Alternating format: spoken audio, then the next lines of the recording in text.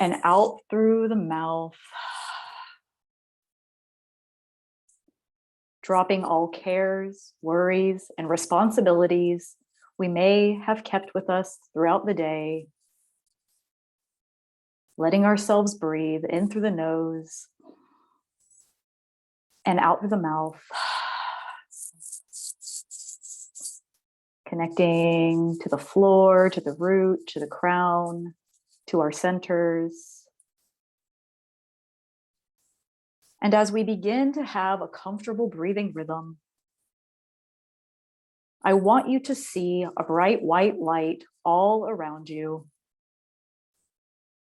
Let that light be in front of you, behind you, to your left and to your right, above you and below you, all around, like an orb, like an egg. As I cast and call a circle of protection around all of our energetic fields, utilizing all elements and directions around us, starting with east air, south fire, west water, north earth, and center spirit. As I call to all guides and guardians, wisest ancestors, ascended masters, angels, and starry beings that love all of us beyond any reason to be here today. And the circle is cast, and we are between the worlds. And what happens between the worlds affects all of the worlds. And let's all take one more breath together, in through the nose, out through the mouth. And when you're ready, we can all open our eyes and begin.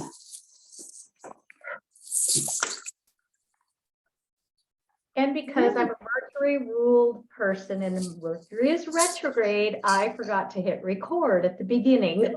So we are recording now. So Ms. Maria, if you could just reintroduce the topic again, and then we can introduce ourselves again. Absolutely. Absolutely. So hi, welcome once again to True Sidereal 13 Sign Astrology Roundtable Symposium to talk about all things regarding the Pluto square nodes thing that we're all experiencing right now. My co-hosts are Verone Bright, Michael Hartigan, aka Uma Stellar, Julie Sherwood, and River Culver. I'm Maria. I write a daily astro blog on Facebook, Cosmic Reflections, and Radical Astrology. And I'm going to let the other people introduce themselves right now. I'll go. Hi, I am Verone Bright. If you don't know me already, I am a 13 sign astrologer. I am an acupuncturist and Chinese medicine practitioner, a psychic, a priestess, a weirdo, a freak, an artist, and I'm so happy to be here. Thank you. Thank you. My name is Michael. I am, as Maria said, Uma Stellar on Facebook, and I have a practice at One Sky Astrology. Just delighted to be here. I'm River, and I have a practice, River of Stars Astrology. I am also happy to be here. I don't think I want to add too much. And the Mercury person, Julie Sherwood, and I do, my business is Your Best Hopes Wellness Coaching. So I do wellness coaching, but I love doing it from the perspective of the stars, constellational astrology, 13 sign. I also am an Usui Reiki master practitioner. So all things energetic stars, and I love to teach about it. So that's the Mercury in me. So welcome everybody. Thank you. Thank you. So shall we begin? Maria, what should we hit first? Okay, so just one from the Department of Shameless Self-Promotion. I hope that my colleagues will all put links to their personal pages down in the chat at some point during this talk. So people can know where to find you if they want to contact you individually. I don't have a webpage yet. I pretty much just write a daily, but you're always welcome to comment on those if you read them. There, shameless self-promotion over. Now, astrology. So Pluto entered into square with the nodes a little while ago, and that's a big deal. It's going to be in square to the nodes for pretty much the rest of the year. It ends its square with the nodes on December 14th. Between now and then, interesting dates are today, Pluto went retrograde. We have Pluto retrograde square the nodes today. In October 1st, we will have Mars conjoining the south node, which puts it in square to Pluto also. That's a deal. At the end of November, we have then Venus putting herself in square with the nodes, and that's a deal. So these are things that we'll all talk about during the course of today, but mostly we wanted to talk about what does it mean to be in Pluto square the nodes. Now, if Julie just asked, does anyone know not know what we mean when we say square? Julie, would you like to answer that just for fun? For kicks and giggles? Yeah. So when we look at a chart and we look at the relationship between the celestial bodies, what we're looking at is the angle of conversation they're having with each other. So a square is when the two bodies, or like the nodes and the Pluto, as we're talking about, are in a 90-degree angle to each other. That's called a square. And a lot of astrologers out there get cringy and all bugabooed when they hear square because they think it's the most horrible thing in the world in some ways. Solution focused person prefers to look at it as a challenge to either take some action or pay attention. You can't ignore it or it's going to smack you. So learn to work with what the squares ask is a great way to work with that energy as opposed to being so resistant to it. So if anybody doesn't understand further from that, feel free to pop questions in the chat. And as we're speaking, if we're saying something that you go, that's Greek, I have no idea what they're saying, please type in the chat your question, or could you please clarify, and we'll be happy to do that. Yeah, I'd like to thanks. Would also you mind add- if I, oh, go ahead, Vera. Sorry, for the square aspect, just for a deeper understanding, I've worked with a lot of squares, is that they can be like two forces coming at one another. It can feel like punch, punch, punch. But when you have this really good balance, I feel like they make a blade, like a blade type apparatus that allows you to cut through something. So there is a real useful quality to the square. That's awesome. Yeah. Yeah. We're definitely going to focus on the useful in all this today. I think that's something we'd agreed on prior, is that we and it came out of the questions too. People want to know, what do you do with this? And I want to give a little addition, if I may share my screen for just 1 second. I want to give a visual on Pluto square the nodes. Is that good, Julie? I think you should be able to. Yeah, I said it to all participants. So All right. I'll just share really briefly, and I just want everyone to see I have only Pluto in the nodes highlighted or displayed right now. Pluto is actually stationed retrograde as we're all meeting here. This is like current transits. And when we have the nodal axis here, we have or no, this is, wow. Yeah, that's stationed retrograde. And so we're talking about these squares that Pluto's kind of, you can talk about it as T-squaring, right? Because Pluto's squaring both nodes. So that's the dynamic that's set up, that's problematic when you have this like square relationship to the nodal axis.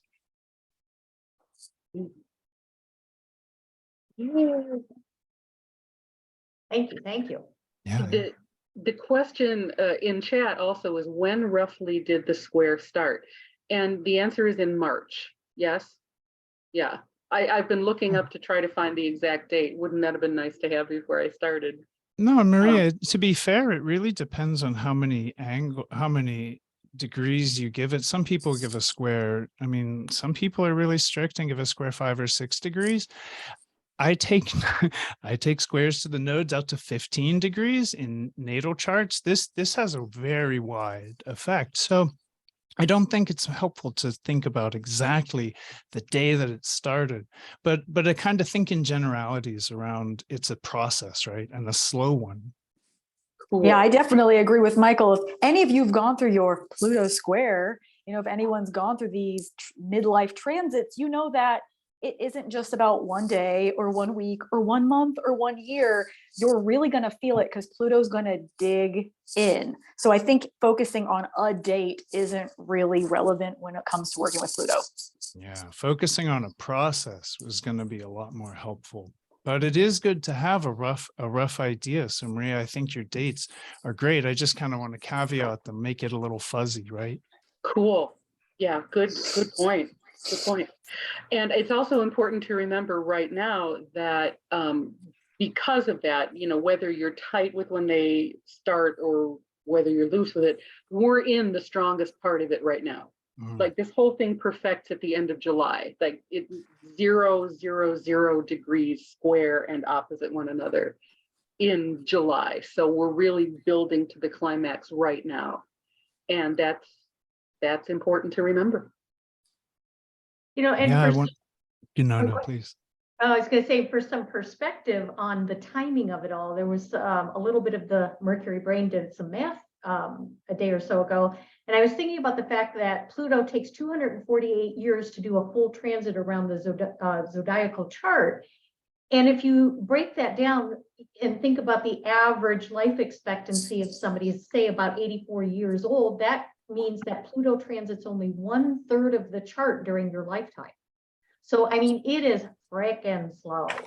So you just have to think about that. In our lifetime, generally speaking, it was in Leo when I was born, and it'll probably hit maybe Aquarius by the time I leave our earthly plane, if I'm on the average, right? So it's something to really think about in terms of that, like Michael was saying, that fuzziness. It's a big energy, and you can't just hone it down like you would a Mars or a Mercury transit. It's bigger than that. So, and along those lines, one, I put a note, if anybody doesn't know what we mean when we say nodes or lunar nodes, we can clarify that. And then, Michael, I would love if you would give a little bit of a spiel of the flavor of Pluto, because I sense that you've got at least a sentence or two to say. Oh, sure. No, I love to talk about Pluto, and I think it would really be great just to sort of let a little information on the nodes just kind of bounce around too. I think just so we all know what we're talking about. So the lunar nodal axis is what we're talking about. So these are nodes of the moon, and the nodes aren't bodies in the sky, but the nodes are points where the path of the moon and the ecliptic, or the apparent path of the sun, they cross.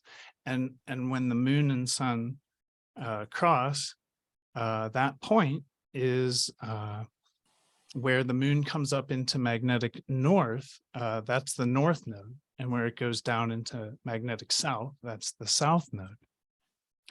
And that might not seem like a really big deal, like the paths of the sun and moon cross, but they act as eclipse points, because when the sun and moon get together with a node, that's literally when we see eclipses. So the nodes of the moon have the power to act whether they're in contact with the sun or moon or not.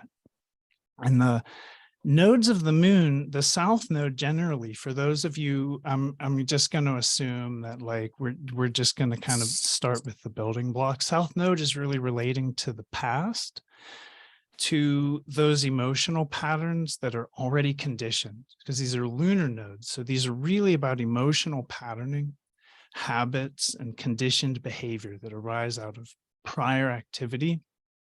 And the north node is having to do with the potential or the future. And those patterns or habits that are, you can think of it as a momentum, that there's like a trajectory out of the karmic sort of arc that we've set ourselves on that's going to land us somewhere. We can think of the north node as that. And we can think of it as a sort of weak spot where we're not well developed, but where we're compelled to lean in to develop ourselves. Would anyone like to add anything to that? That's like pretty cookie cutter. I can definitely add to it. I feel like for me, as somebody who works with a lot of beings, a lot of deity, a lot of like magical, like more energetic focus, is that I really see yes to everything Michael said. And then the north and south node, the head and the tail of the dragon, they're not separate. They're one being. When one is activated, the other one's activated. One isn't good and one is bad. You need your feet just as much as you need your head. You need your past as much as you need your future. And when they're working together, I see them as really being able to transform something. You eat it with the head, you digest it, it breaks down in your system, it eventually becomes compost, it nourishes your root so that you can become the dragon. I really see that it's about becoming the dragon, shedding off the old layers. I mean, we are talking about 13 sign astrology, so we're talking about the serpent. The dragon and the serpent are kind of one and the same to me. And so when you work with these nodes, you work with them together so that you can fully self-actualize yourself. You use your astrology chart as a way to know yourself. You're not taking it out of yourself. You're not searching for something outside of yourself. You're finding it within. So I see the north and south node as really allowing you to become that dragon energy and fully transform something on a deeper level. Well, that was beautiful, Varun. Thank you. Yeah. Hey, River, could you take just a second to explain to us why the nodes are significant, even though they aren't physical bodies in the sky? I mean, all planets, all the bodies have nodes, and some believe the path is actually more of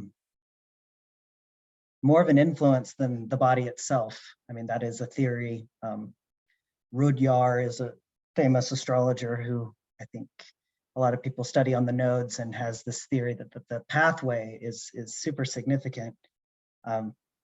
We're between eclipses right now, and eclipse seasons are, to me, the most powerful times of year, and especially between two eclipses as we are now. You know, we had a north node eclipse, solar eclipse, and we will have a south node lunar eclipse coming up very soon. So we're in that in-between time, and eclipse times, you know, with the nodes, it's a major time of endings, beginnings, death, birth, uncovering, obscuring. I mean, this is a powerful time, and I think it's the time of the dragon, like Varun was saying, a time of transforming, the time of the serpent. The head and the tail are also, they also talk about them being serpents in the Vedic Indian astrology. So I just think they're really important. And when a planet is square the nodes, it's in the bendings. It's thought to be very very influential to the collective. Thank you. Cool. Let's see. Would anyone of us like to speak on kind of what it means that Pluto, where it is square the nodes where they are? Who wants to tackle that one? I'm just going to bring one other general comment along with what River said, and then I'll defer to others in terms of the specific placements. And then, Maria, would you like me to pull up that chart, or do you have it readily available to Go for it, Julie. You are master of your computer. But what I'll say is, you know, the other thing I studied a bit of the lunar nodal flavors, if you will, under Mark Jones, and I love his visual when he talks about the infinity between the north and the south nodes. You know, this isn't a directional thing in one direction; it is infinite. And the other thing is he also uses the metaphor of like a kayak.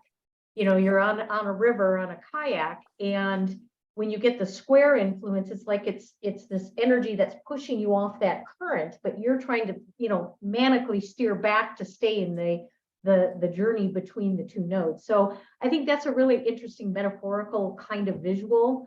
And then I also see the nodes. I put a little visual in the comments to the chat box, so you can see visually what Michael was describing. And I see it as this is the connection point over the relationship that draws us into the conversation between the sun and the moon from our perspective on Earth. So I think that's just kind of a neat way to tie those together. So there you have it. So I'll go ahead and pull up the chart if somebody else wants to jump in on the where they are and what that means. And I'm just I'd be gonna happy to give the sort of cookie cutter if no one else is itching, or maybe someone else could build on what I had to say. I think Pluto is in some people call the last degree of a sign an anaretic degree, where Pluto's in the last degree of Sag here. And they say that in that last degree of a sign, there's a critical need to wrap up the lessons of the sign, or to sort of dovetail all the various things that arose like together. So you sort of have this crunch as you're leaving a sign, where the last degree kind of forces a lot of critical issues around that sign.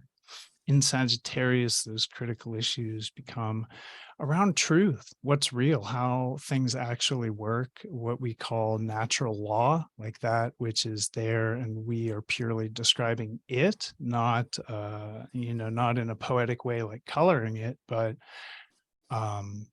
those truths with a capital T that Sagittarius tends to emphasize. Sagittarius is a lot of stuff, and I don't want to dig deeply into the archetype, but I want to say that Pluto being here is really about bigger picture stuff, like philosophical and religious and metaphysical and spiritual even. Although there's usually a little bit of religious flavor to the spirituality of Sag, it does get very spiritual, genuinely spiritual. And the nodes, if we look, the south node is in Virgo, and the north node is for part of the time that this is active in square. I think the north node will be in Aries. Does the north node actually move into Pisces as Pluto retrogrades? Does that square stay? To anyone like Maria, when you looked at that, was there any north node in Pisces? Because it like I said, Yes, it depends. it does. Yeah, It does. great. Because I know to 15 degrees, it's definitely going into Pisces. But if you're looking at it like, and you see it, we'll As a stick matter with of that. fact, I'll leap in here. As a matter of fact, it conjoins Eris at a point in this square. Oh yeah, So that'll be fun. That's gonna be a trip. We'll talk about that. Yeah. That's So Eris. the dynamic though that I think is really, if we're going to simplify and isolate, we can look at Pluto in the very last degree of Sagittarius, and we can look at the south node as Virgo, solidly Virgo, and the north node through this process is going to go from Aries into Pisces. And that's going to be a little hard to understand, because usually we're going from Pisces into Aries. And I don't want to get into interpretations just yet. I just want to sort of lay a little the groundwork. So I will say Virgo is about the left brain and analytical understanding, critical thinking, and it has a very humble attitude towards others. It's very service oriented. And the north node in Aries is very just compelled by really primal. This is what Aries and Pisces share, the primordial. It's just an urge. In Aries, it comes from within, definitely like the heart or soul or something inward. And in Pisces, it's good luck figuring that out. These are like huge waves that but that can transcend, you know, our ability to even think about them, big cosmic energies in Pisces that it opens up. Well, Aries opens us up to more individual drive. And I want to leave it at that. That's sort of a little bit of the fundamental dynamic. I want to give room for people to bounce off. So Mhm. I would love to chirp in a little bit. So, God, there's so many layers. First, I just want to say astrology is not one isolated event. Everything connects to everything, every transit, every aspect. It prepares you for what's coming. Everything connects together. It tells a beautiful story. All the mythology is in the stars. And so, can we have the chart back up some more? Oh, yeah. Is that okay? I just feel Yeah, like yeah. I'm gonna. Yeah, I just didn't know if it would be. Oh yeah, no, chart is great. So as far as Pluto goes, you know, Pluto being this outer part of our consciousness, really working with the Lord of the underworld, you can call that Hades, the Lord of death. We're going to transform. Pluto is no surface, like we talked before. We're digging in, we're going deep, we're getting in there, we're transforming from the root. There's no way else around it. You are going to really move through like a different type of identity, personally and collectively. And right there at the end of Sagittarius, I really see Sagittarius, yes, connected to truth, but also connected to health, as Sagittarius is a centaur. And whenever we're working with the centaurs, I do believe that we're working with beings that were connected to a different type of healing and understanding of the body.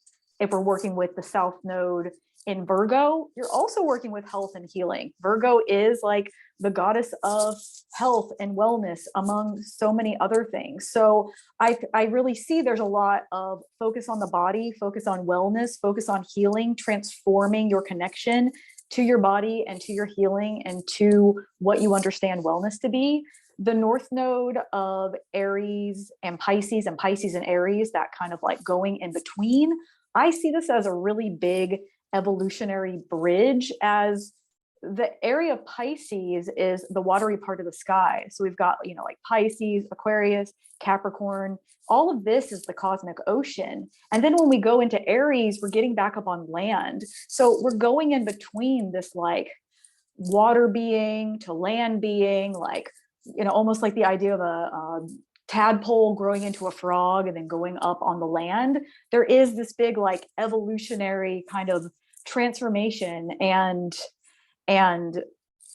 growth that is going to be going on. And I really see there is a big focus on health with this too. So maybe that's all I have to say about that piece right now.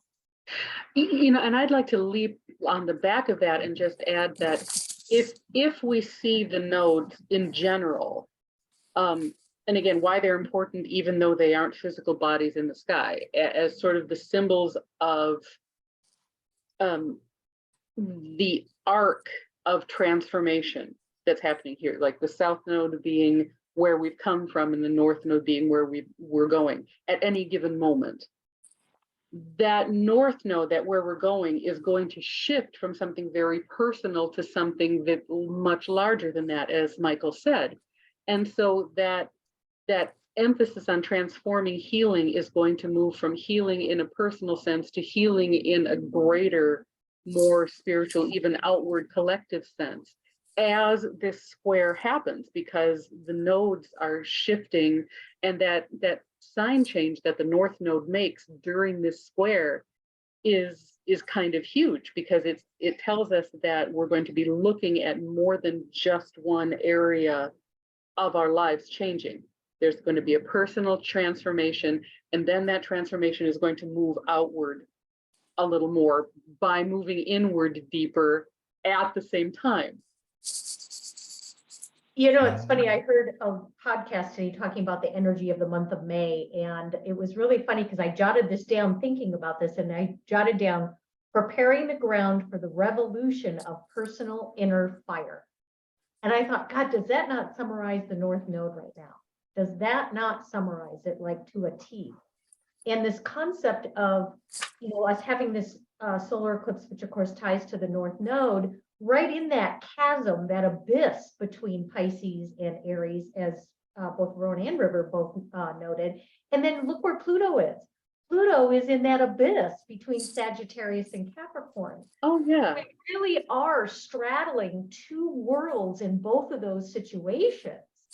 Does anybody have the screenshot of Pluto in the chasm that today? Because I can post that. I have just what you ran at 1 o'clock your time. Okay. Let me, if I'm sorry to interrupt you, Julie, but I can. No, that's perfect because this is really a blending of so many energies. It's not just it's here and it's here. The other thing to note too, for people who may not be aware, again, this is my perspective. What we're looking at here is a collective energy because it's the transits. Now, how you're affected personally is how it comes into your chart. So just keeping in mind, we're talking about collective energies here too. I love Yeah, the straddling of the Pluto's- worlds. Oh my gosh, I'm taking notes, Julie. The abyss. I mean, That was Yeah. beautiful. I'd And love I to think- just add on, just Yeah. sort of tack on a couple thoughts to that. And one is that this shift that the North Node is representing is actually in the spirit of the nodes working together always. This is about our understanding. This is about our understanding what's happening, because Virgo is also is more about conscious awareness, where Pisces is not. But as we go from this Aries to Pisces, I think there's going to be actually a collective awareness that we're entering into like some strange realm.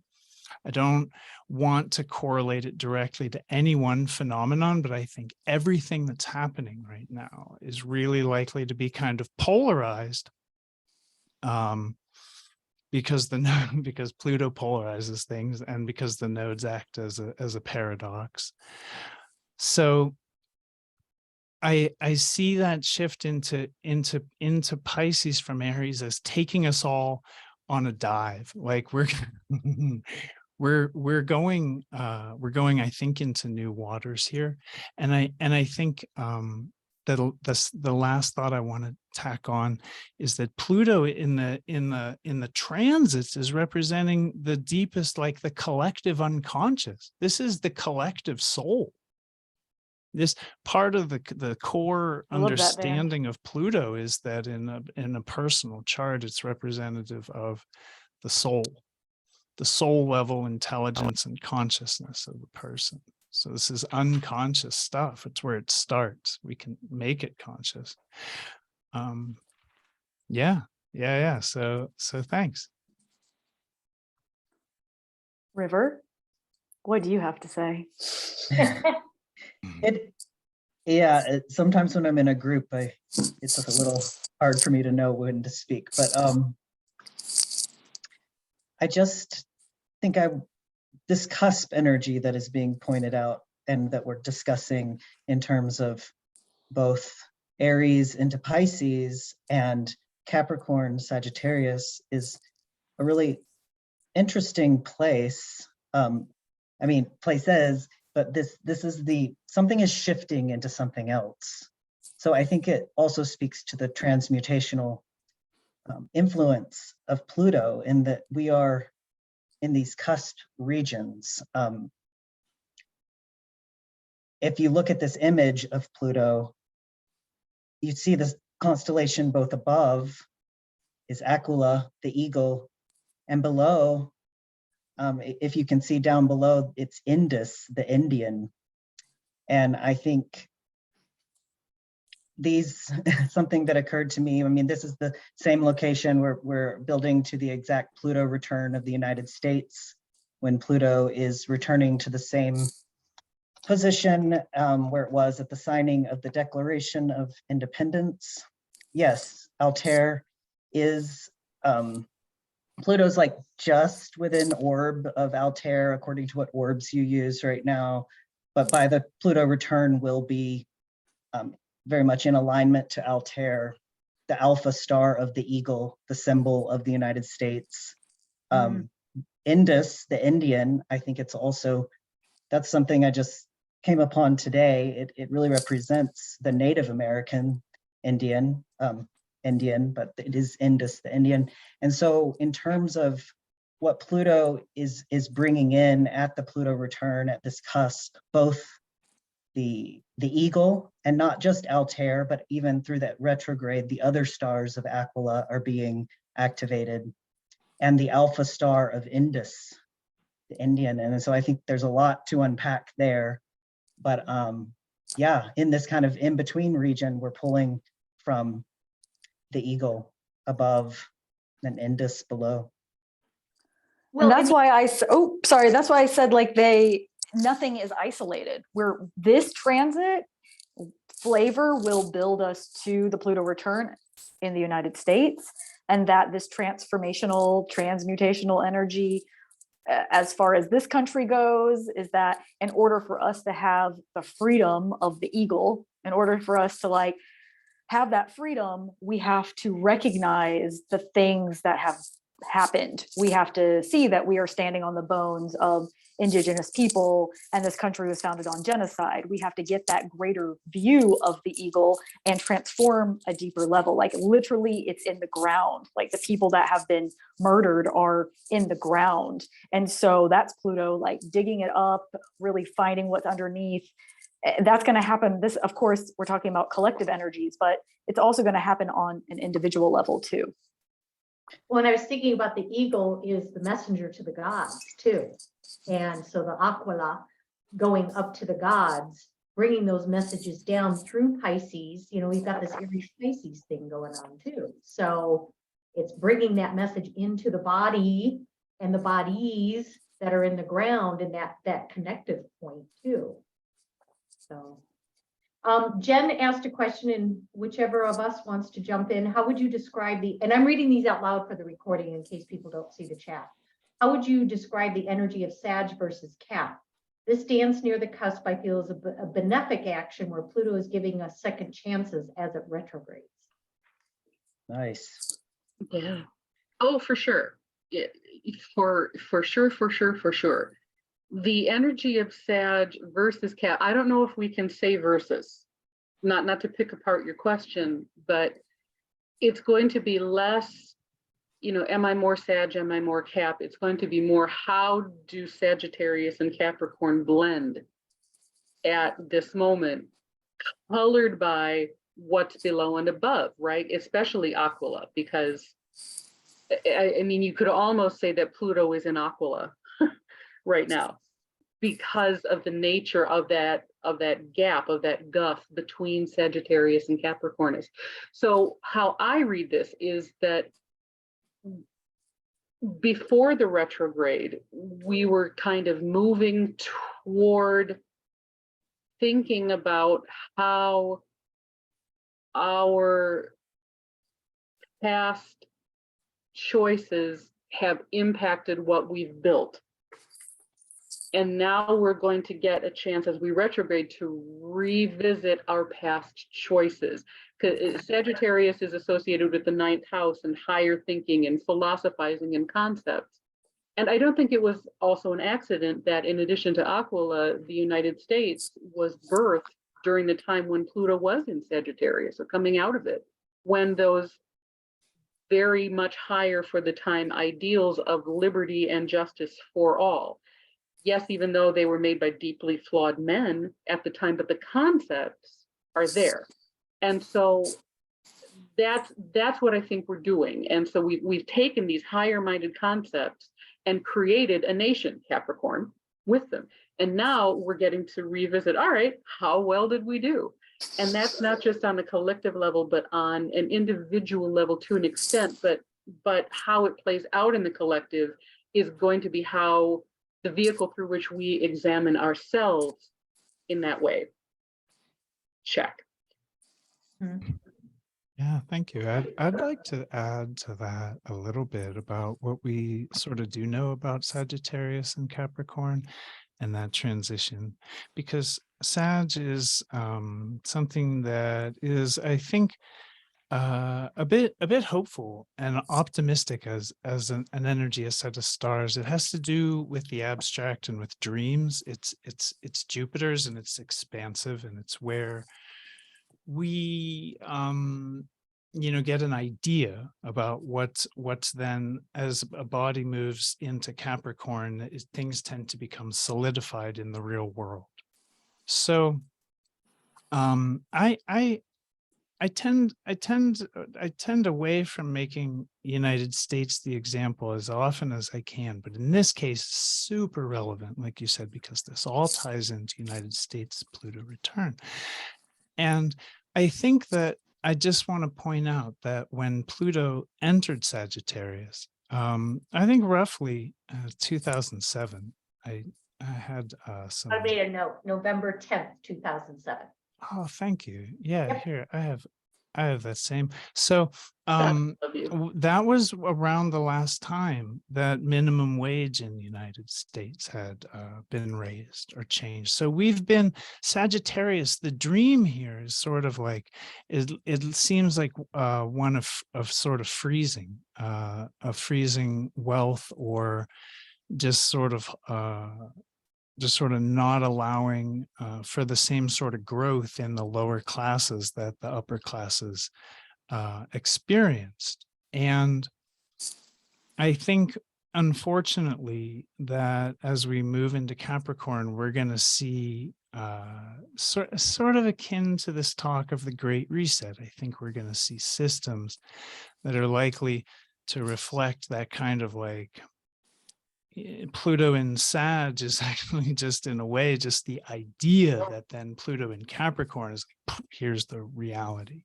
So we will talk, I'm not going to take the time now, but we will talk about positivity within all this, but we have to talk realistically about, that's facts AF. So that's all I want to add right now. Thank you. Well, Michael, I'd love to piggyback off of that, is that it pulls it back all to the truth piece of Sagittarius, and how I brought up the health piece, as we are like, Sagittarius is like kind of like looking at something bigger, the archer, almost like bigger visions. These cusp points are some of the most powerful points. I think these transition points, like the last degree, the first degree of these constellational boundaries, these are really powerful placements. And so I find it really important for people to know what their own truth is, really knowing yourself. If we're going to be putting systems more into a concrete structure as we move into Capricorn, well, what are we wanting? What are we choosing? Are we choosing it? Which direction are we going? I think it's important to remember that we have a say in where we're directing the arrow of Sagittarius. We have a say in how we're constructing and formulating. And with Aquila, the eagle, that kind of bird overhead, have that larger vision, have that eagle eye vision, allow yourself to remove yourself from maybe the minutia and like staring at the tiny details, and see something larger, so that you can actually see where you want to go, instead of like getting buried in the weeds or get it going down like 1,000 rabbit holes. Here's another layer. Because Pluto, if I may just really quickly, Pluto is where in ourselves we find the power. That's a Pluto word, power, to take control, as Pluto, of our own life. Pluto. So none of this is about disempowerment. I'm not trying to tell you that the sky is falling, but in order to understand what's happening, we're taking that power they're taking that power into our own hands in a context, in a greater context. And Pluto is also speaking to that context. So yeah, so it is a little hard to piece together. It will affect everybody differently depending on your personal chart and how this all strikes you. But I think that's important, the positive, to understand that regardless of where Pluto is or what he's done since 2007, this is about your choice and your power, especially square the nodes. Everything square the nodes is about choice and work and personal power. That's what this is teaching us. We'll get into guess that. what else is about to square 4 degrees approaching is Jupiter. Mm-hmm. As of now. So Jupiter rules Sagittarius, for those who may not be aware of that, and he's in Pisces right now. So we're really expanding into that, going within to really search, what do we believe? What do we choose to empower ourselves? And I think to piggyback off of what Michael was saying, and perhaps Maria may be chiming in on this, is, you know, the way Pluto plays in for us is colored by where he is in our chart on the day we're born, because he stays there for a long time and we don't get to experience him going around the entire wheel for our lifetime. So I think that's the lens through which we see this empowering process. Well, and also that Varone was talking about the choices we make and where we're going, segue into the North Node again. And remember that North Node is also at a cusp, right? So we're going from, if Sagittarius is going from a more abstract to a more tangible, put very simply, then this cusp is in reverse. That Aries to Pisces is kind of the reverse of that, going into a more worldly to a more abstract place. And as it does, of course, there's going to be some interesting conjunctions. The nodes are going to make conjunctions with other planets and stars big time during this journey. But we kind of started it out with the sun conjunct the North Node and the moon at an eclipse, like right there on that really early degree of Aries, and you could almost, you know, say that it's close enough to Pisces to be a cusp. So yeah, the where this is all taking us, look to that North Node now, and what we're bringing from the South Node into that is kind of the question that gets filtered through Pluto via this square. So I think it'd be a good time to start looking at Pluto a little more closely. Like, Julie, you had mentioned that you would appreciate my take on Pluto. I've done a little depth study of Pluto, and I'm sure, you know, I'm not the only one here. But would that be a good segue? Would you like to take that direction?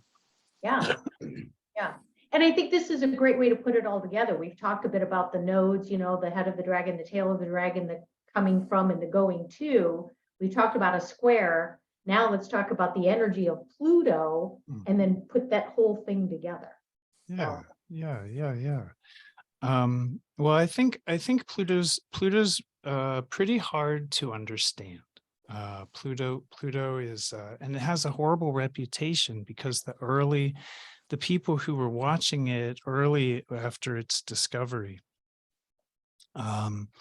you know, they noticed that they noticed it had energies that had to do with death, had to do with control, manipulation, secrecy, crime, sorcery, black magic, underworld power. And so Pluto has this really horrible reputation. And it wasn't until, I want to say it wasn't until Jeffrey Wolf Green had his dreams that where evolutionary astrology came from.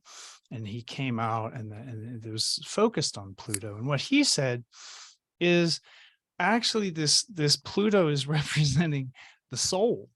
And so that made no sense to a lot of people, but it really tracks. It so tracks. And why then would, on a soul level, we be into all this control and manipulation, secrecy, crime, and underworld madness?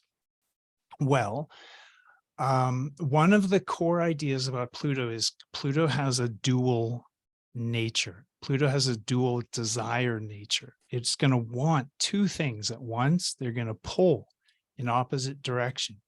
And this is exacerbated by the node. So I'm going to invite everybody to pay attention here.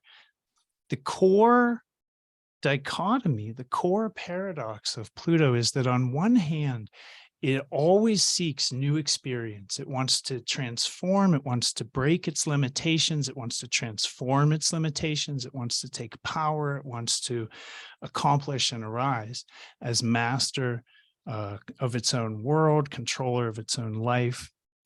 And to that end, Pluto seeks evolutionary experience. And on the other hand, at the very same time, Pluto is possessed of a desire to walk away from the table, to stop playing the game, and just sort of fold and rejoin the source is the friendly way to put it. But Pluto wants to die. It's a death urge. You see this with Pluto ascendant people. There's death wish, straight up, just death. If they don't have a death wish, they'll get close enough to death to really get friendly with it. And so there is this death energy, but it's also the energy that's always compelling us forward through life, seeking. Like if you think that Mars seeks adventure, and it does, Pluto as a higher octave of Mars not only seeks adventure, but from the point of view of understanding its own immortality. Like the part of Pluto that's us unconsciously, reflected inwardly as the soul, it knows that it has absolutely no consequences coming to it that matter on an infinite timeline of beginninglessness and the lemniscate of the nodes. We're just gonna surf forever. And Pluto knows this. Pluto adopts egos, and we call this an incarnation. So we'll put on a moon and organize around a sun. And then we'll have a lifetime. The moon and the sun and all the personal planets and everything else in the chart is really more interested in consequences, because those, if you isolate those parts of consciousness, they experience consequences. And the nodes are all about consequences, not having to repeat past lessons, making different choices about repeating situations and so on. But the important thing to understand about Pluto interacting with the nodes in a T-square is that Pluto is totally polarized already. Okay, so this is going to polarize things very deeply. And one of the ways that, Pluto teaches us always in a dualistic way, but it's teaching us about power and control. So we're learning about the power we have, but we're also in this dualistic way learning about the power we don't have. Pluto is really cold, and it doesn't matter how rich you might be.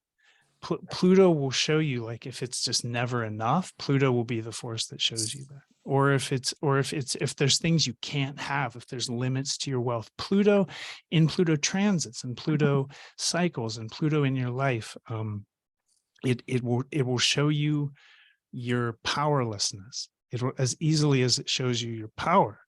So this is the way Pluto teaches. It's an underworld figure. It doesn't really care much about our feelings, and it's just this unconscious drive.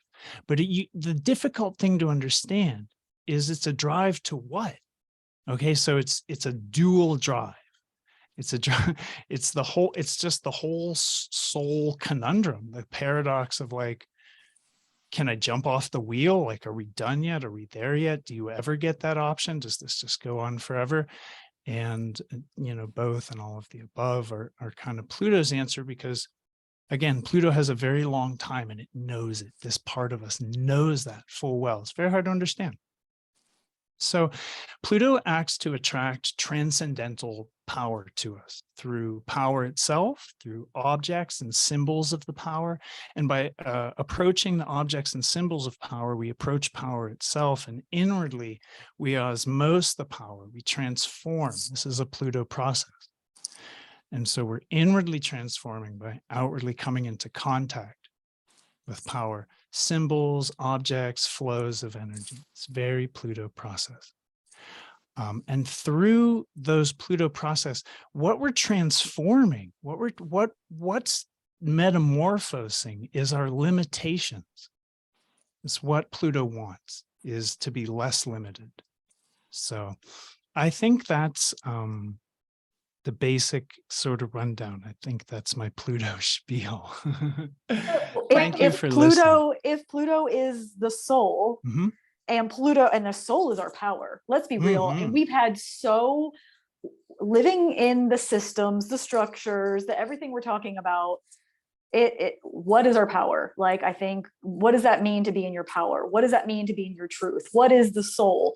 Well, anything that blocks that is going to be coming up. So I would say, if you're going through a lot of really intense, deep healing and you're like, fuck, like, when will this ever end? Good. The answer is good, because you need to cut through it. You need to get through it. Again, the square is like a blade. We have to cut through it. Do not run from it. Do not push it down. Pluto's going to bring it back up, and you'll be done with it when you're done with it. That's kind of like the way things go with Pluto. You want to be able to get in touch with that soul, and you might as well get comfortable with the paradox. Stop trying to make it be this way or this way.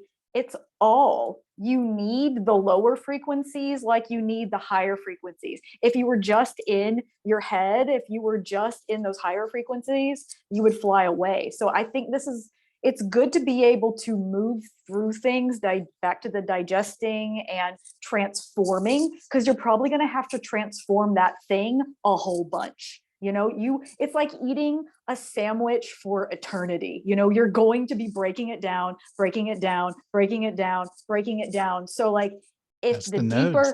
the deeper the wound is, the deeper the block, the more you've forgotten your soul, the more you're going to have to transform. So just stay with it, keep going forward. Like, there's really nothing behind you to go back to anyways, and get comfortable with the paradox, get comfortable with, you know, the divide. Know that, like, you don't have to pick a side. Picking a side is actually not the greatest. And death is our friend. I think that we have forgotten that death is our friend. The Grim Reaper is your best guide, because we are dying every moment. We are dying and we're living every moment. The closer you get to life, the closer you'll get to death. 1,000 of our cells die every second, and 1,000 more are reborn. So like, don't cling on to that death. Let the death rot. Don't be a necromancer. You know, be comfortable with the death and dying, because that's just as significant as our birth. And Pluto is going to show you that death is awesome. So there's a big transformation with all of this happening. That's oh my Pluto. God. I would love Death to and birth. say 2 more things, and then I want to shut up for a while. I have a question for you too, River. Michael. What's that? I said I have a question for you. Well, let me Yep. get this off my chest first, because the Maya have a couple ideas about death that Varun just touched on that are very, very valuable. And the first one is that they say death is the road to awe. That's a Mayan maxim. Death is the road to awe.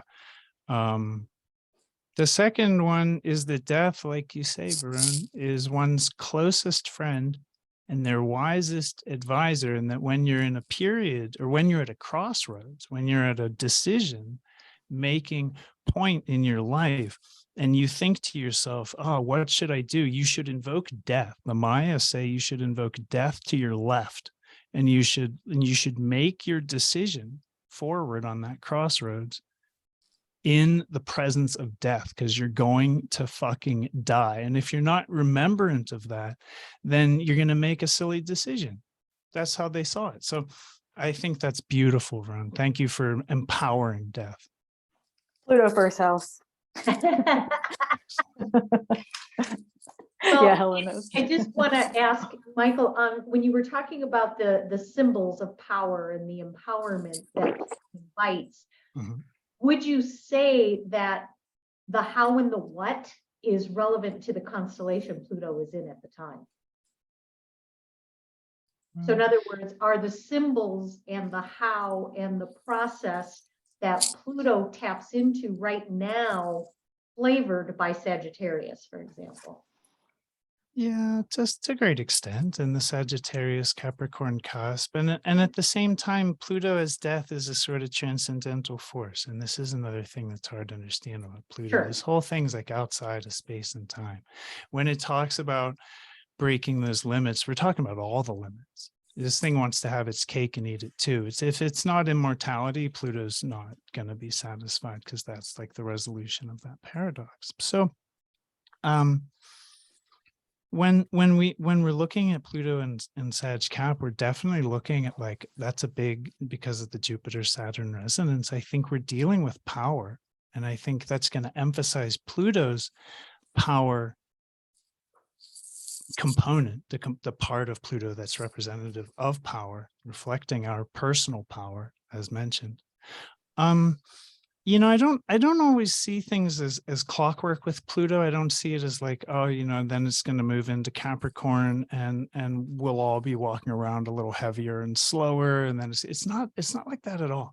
It's just because astrology doesn't work like that. And we all know that. But I think Pluto is so weird. It's always tapped into flows. You have no, this like Pluto and Neptune, anything trans-Neptunian. Don't try and make too much sense of it is my only advice. You know what I mean? So when it's in a set of stars, it's like, yeah, maybe a little bit, but not as much. It doesn't seem as influenced by outside energies as other, especially inner bodies are, you know.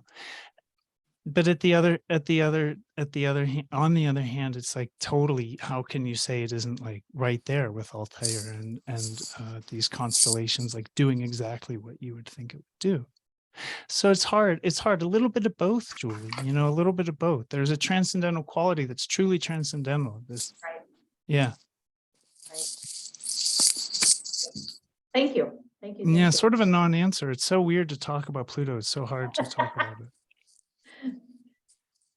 So kind of moving on to moving on, which is what the nodes are going to do. I wonder, River, we prevail upon you to talk about some of the stars that the nodes are going to meet on this journey over the next few months? Sure. Starting with the North Node, where the North Node is right now is right at the beginning of Aries, the first stars of Aries, Messerthim, Sheraton. And but the node is moving back towards Pisces. So we're in these, like, this is the horns of the ram.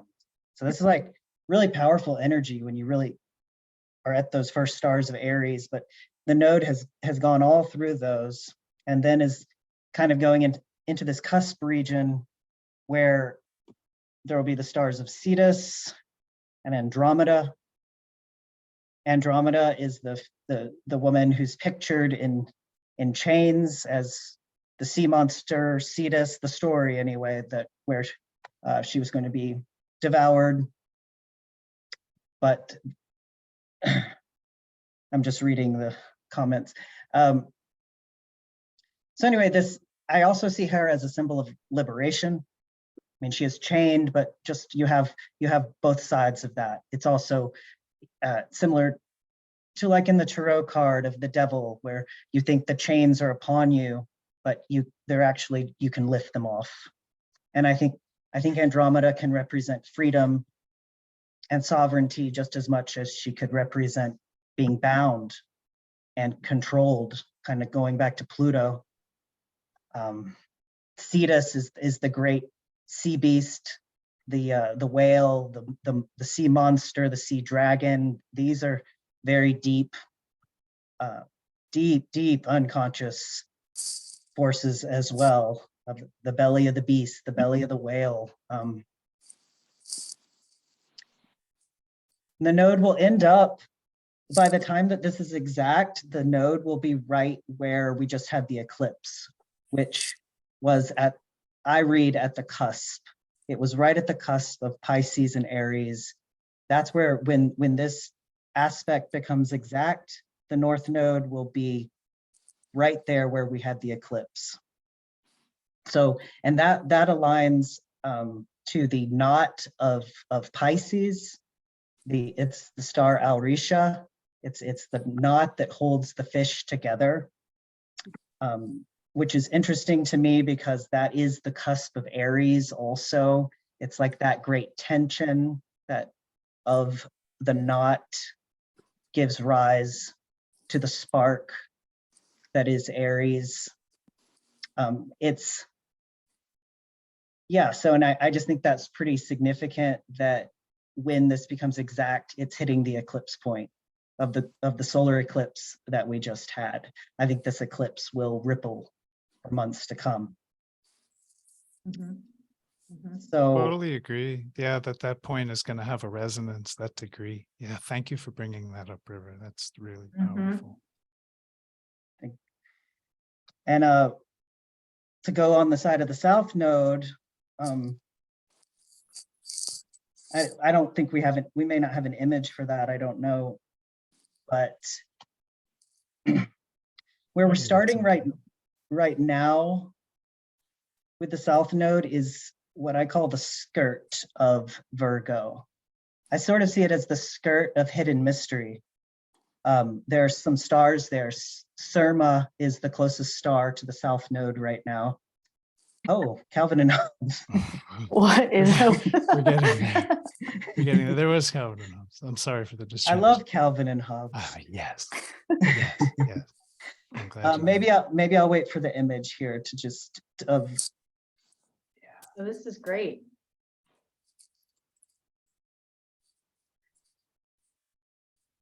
You know, as we were all preparing for this, we were talking, for those in the audience here, we were talking about Mercury, as Michael called it, in lemonade, which I love.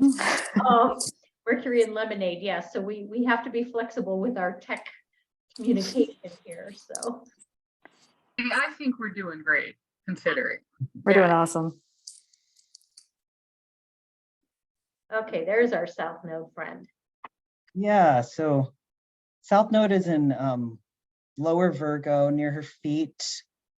Like I said, I see this as the skirt of hidden mysteries. There's a star that where the south node is closest to right now, Surma.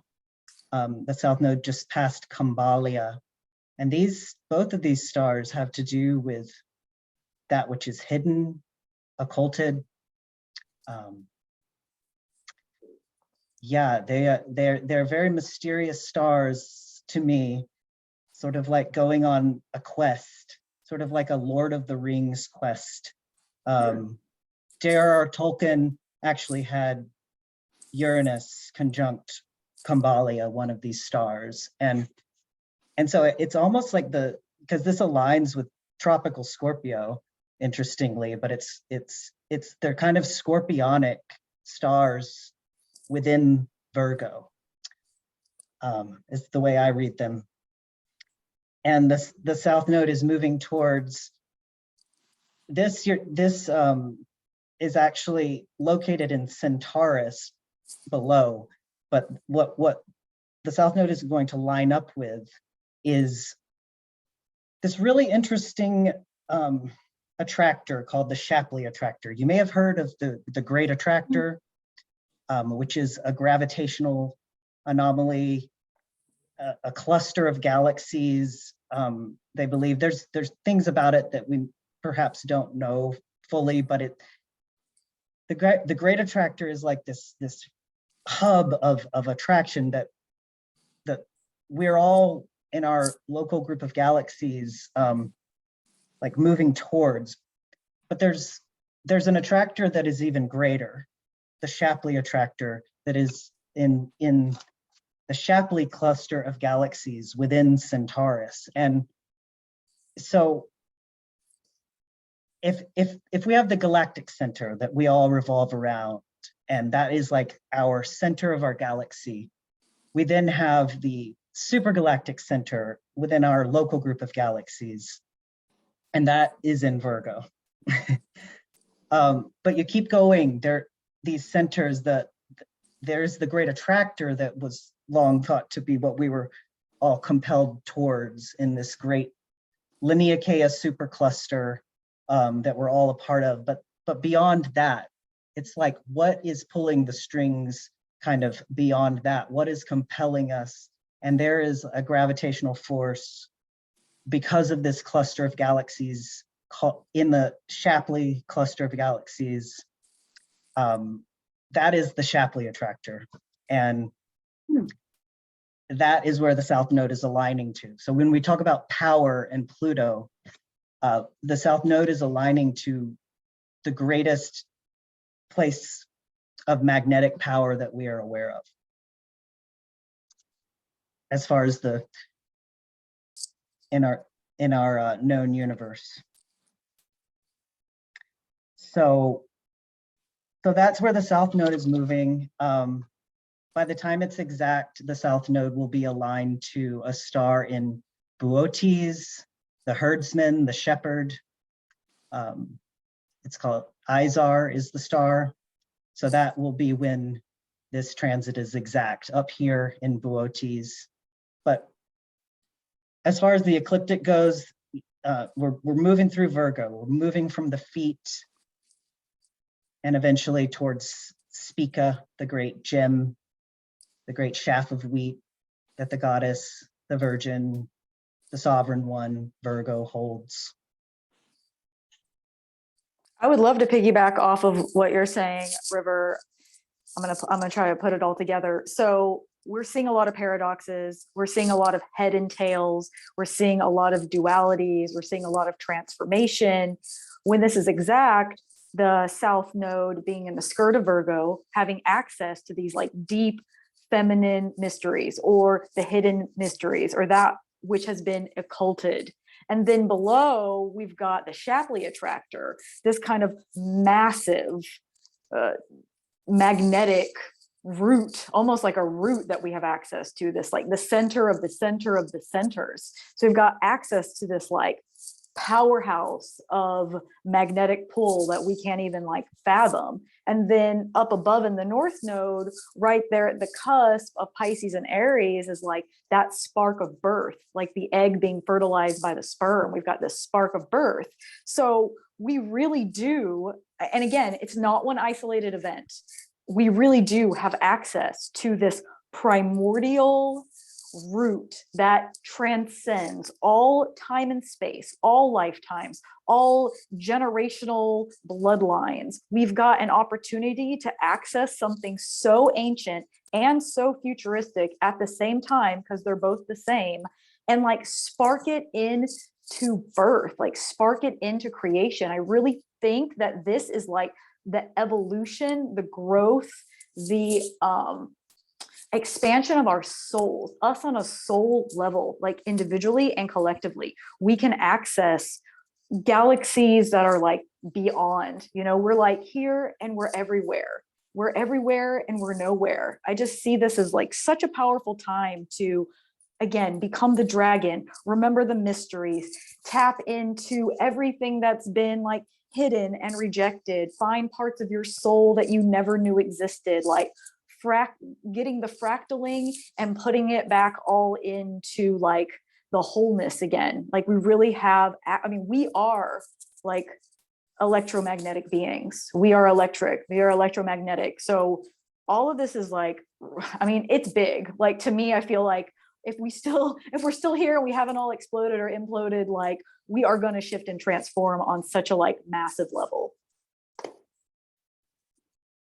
I was going to say my standing joke here at home, because we have pretty big areas in our property here, and I tell my better half that if the mothership lands and the drawbridge goes down, grab my hand, grab the dog's hand, we out of here. I'm going to go right through that hole, you know? Or we are the mothership, you know. When I work with certain beings, I feel like we think so literally that something is outside of ourselves. If we were to fully actualize our human technology, maybe we could do things that we never realized possible. So yeah, maybe the mothership is actually us. Pluto transforming our beliefs of who we are. I like Our that. understanding. Could I share a visual real quick? Oh yeah, let me take the share off. I just was putting the chart up of the exact square moment. Date. Whenever Oh, we I go want back to that. I want to look at that. I just want to show one thing real quick that I pulled up. Go for it.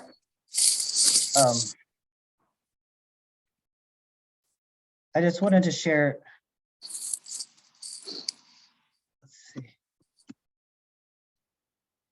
Can y'all see that? You've talked about this before. I remember this. I did not plan on talking about this again. It's just, this is where the South Node is aligning. And so it kind of surprised me. I was like, oh yeah, I've shared about this before, but here is our local group of galaxies where it says local group within what is called a supercluster, Laniakea. This is like our home supercluster, but this is our local group of galaxies. And then this is what is theorized, that we're moving towards this great attractor. And again, that was thought to be the greatest gravitational pull that was compelling us towards it. But this is the Shapley attractor beyond that. And I've definitely studied some charts of individuals with placements close to the Shapley attractor. And in my research thus far, they are individuals with massive amounts of power. And of course, that's not to say that's the only, I have Shapley attractor rising, so I don't think it has to be some sinister type of thing, but it's just I do find it significant in a chart of those individuals I've studied. So I just wanted to show the visual of what I was talking about. Helen's asking what degree of Virgo is Shapley attractor? Well, it just depends on what zodiac. This is not a point that's easily accessible. Like, I don't think you can just put it in Prometheus. Is anyone able to bring up Stellarium, maybe? And can you see it there? Sorry to throw a spanner in the works, but I think we might be able to get a visual on it with Stellarium. It's interesting because that graphic, the white gray part looks like bones to me. I know, that's what I said earlier. I was like, that Yeah. looks like the atlas. I thought it was like the very first cervical vertebrae, that where it connects your like neck to your occiput, to your skull. Yeah, that's really interesting because I was seeing it more as a pelvic girdle. Well, yeah, maybe are we in another being? Helen, Always. to answer your question, Helen, wherever you're reading the South Node right now, it's in the next degree or two, like in the direction of the South Node. So I can get specifics. I can get the specifics with the software, but I don't have that out right now. But that soon, we're like, I believe, in orb of the Shapley attractor already. And the South Node right now is at 42 degrees, 6 minutes Virgo. So we're talking of 41st, 40th, right around there, the degree of Virgo, aren't you?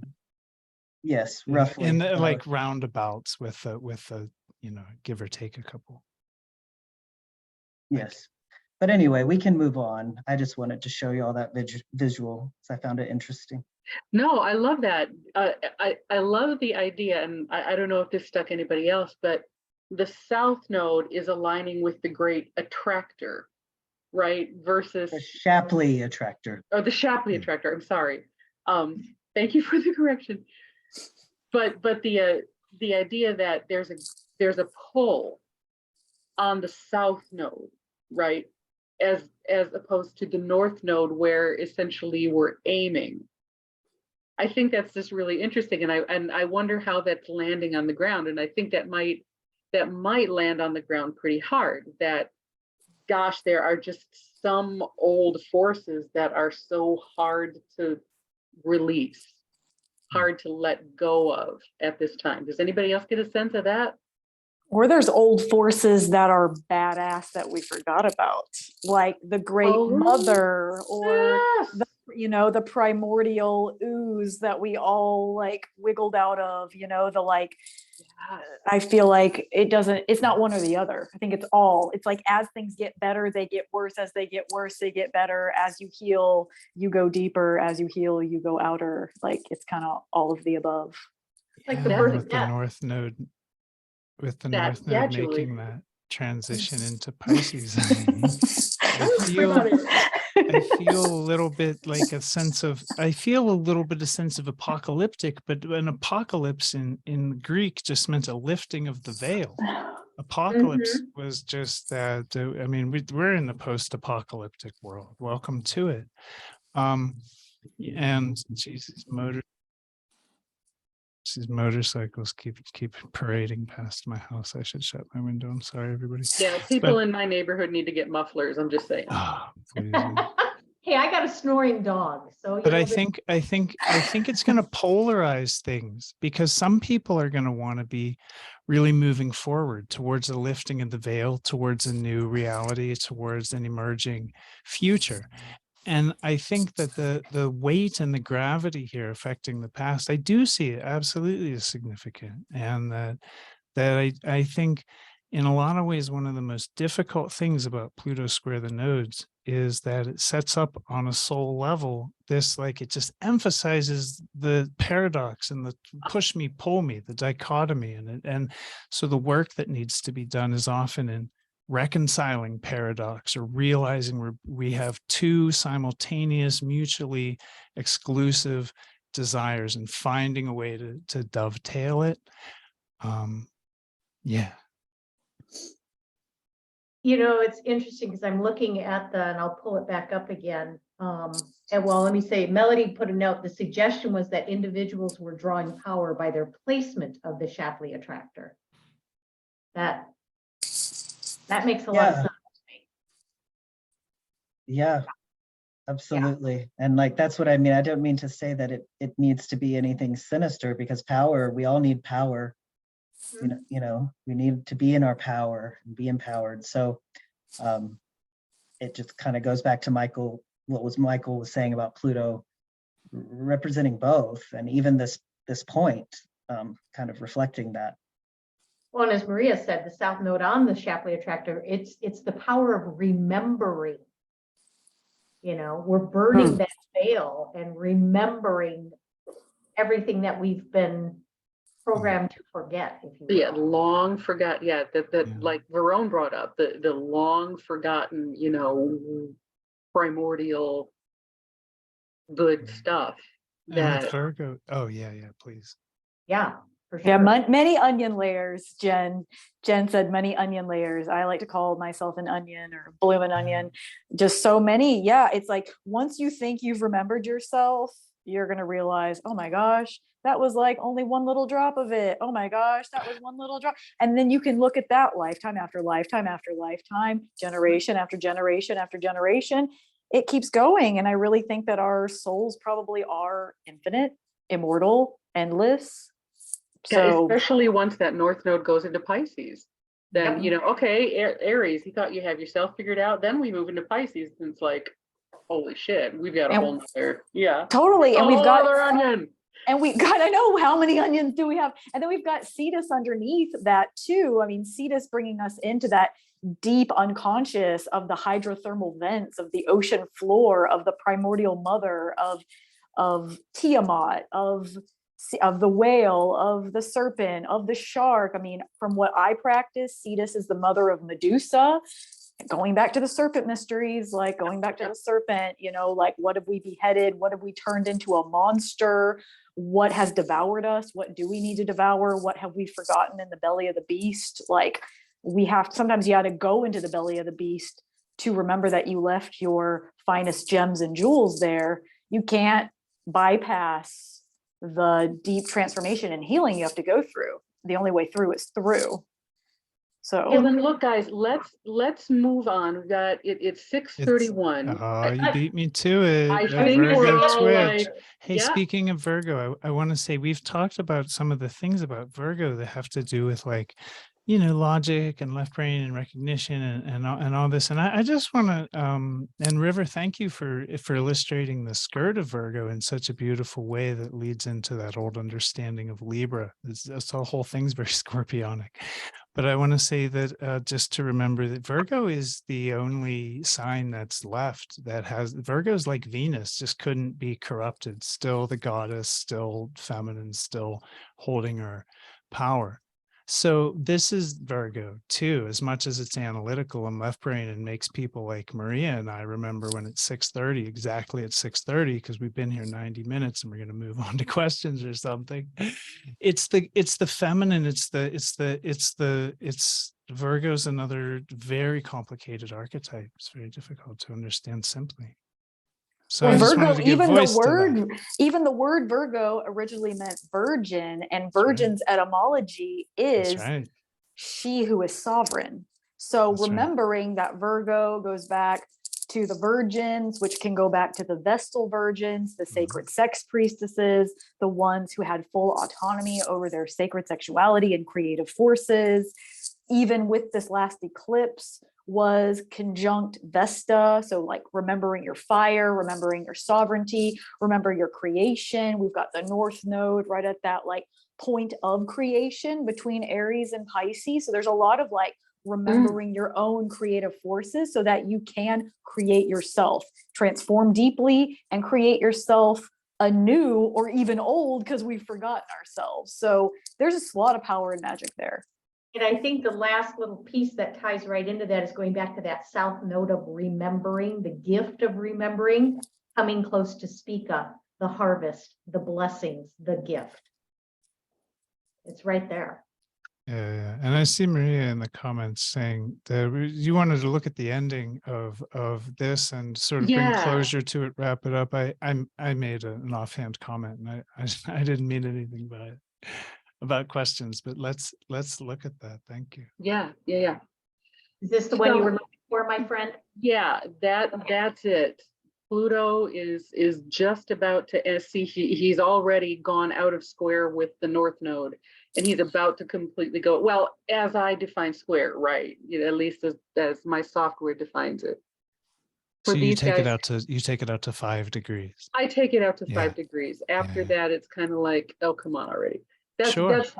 how I see it. Totally. But I'm not here to nitpick about that. I just wanted to give voice to it so people knew, because I know where to look in that chart. Yeah. So here's where we are, and it's also significant. This is at basically the end of the year, so it takes us through Pluto square the nodes for the rest of the year. So yeah, baby. I was hoping that River and you guys would chime in on that part of it, because we've got the North Node conjunct Eris over there and the South Node conjunct Spica and all kinds of good stuff happening. So yeah. So for people, just real briefly, for people who may not be aware, because there's a cluster of glyphs in this space here, this is the glyph for Pluto, but his tick mark is actually over here, just so you're aware. Mm-hmm. So he's still straddling that abyss, but he's gone direct. Yes. Yep. Yeah, he will have gone direct. When did I say this? It was the end of July, right? The end of July. Yeah. No, he perfects his T-square at the end of July. That's right.